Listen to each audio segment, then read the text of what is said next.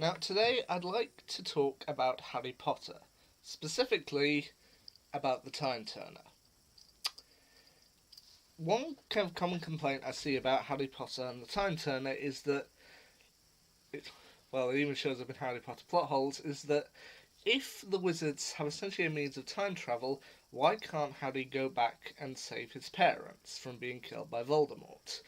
I'd like to look into that today and why this wouldn't exactly be a practical method of doing it. Now, I'm going to work entirely off Hermione's time turner that she gets in Book 3, Harry Potter and the Prisoner of Azkaban. Maybe Harry... I'm not going to go into if Harry got a time turner after he left Hogwarts. That thing would take way too long to solve. But, yeah. The way the time turner seems to work is that for every turn, you can travel back 1 hour. Working off that, to travel back 1 day into the past, you need approximately 24 turns. Well, not approximately, you would need 24 turns, as there are 24 hours in a day. And working off that, to travel approximately 1 year back into the past, you would need to turn the time turner 8,760 times. So, yeah, now you can see why this is starting to get somewhat impractical. Now, Hermione gets her time turner in their third year of Hogwarts, meaning that by the time she has it, both Harry and Hermione are 13 years old, and Harry's parents are killed just after his first birthday, meaning that they would need to travel 12 years into the past to have any chance of stopping Voldemort before he killed Lily and James Potter. And to travel 12 years into the past, using a time turner, they would need to turn it 105,120 times. Now you can see why this is getting somewhat impractical. And working off that, if you work out approximately, it takes you about 2 seconds per turn, going around about that.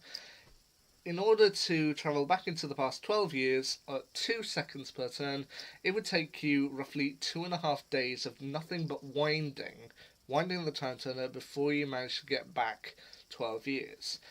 And that's just to travel back 12 years. I mean, if you wanted to also take into account the exact time and day that Lily and James were murdered, then you would have to add even more time to the time turner in order to allow you time to save them.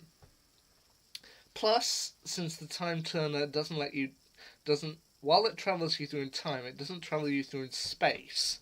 So it would really depend on where you activated it from. Because if you activated it at Hogwarts, then they would travel back 12 years, but then would still be at Hogwarts, so would need travel time in order to travel to Godric's Hollow to save them.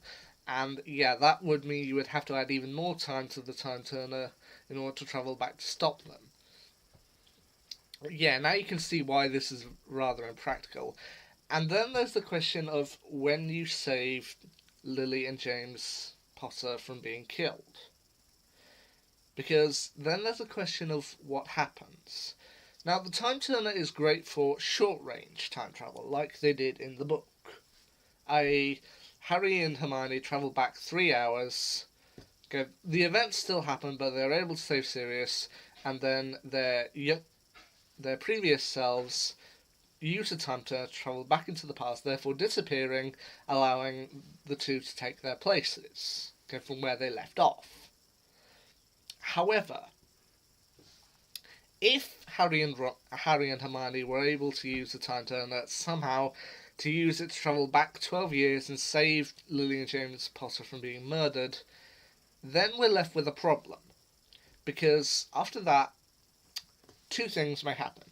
Either because they saved Lily and James Potter from being murdered, Lily and James Potter are still alive, and thus Harry and Hermione never used the time turner in order to travel back into the past to save them, meaning that 13-year-old Harry and Hermione would just fade into non-existence. Or would they live as a paradox, living apart from society, living in shadows, and then would they have to get together with each other? It's just that would they fade or would they kind of continue to live as a paradox? Because while Hermione in kind of 12 years' time may still use the time turner in order to attend her lessons, she and Harry would never use it to kind of travel back to save Harry's parents, and therefore their kind of past selves would never disappear, and therefore there are essentially two versions of Harry and Hermione living in this timeline. So then it's kind of odd.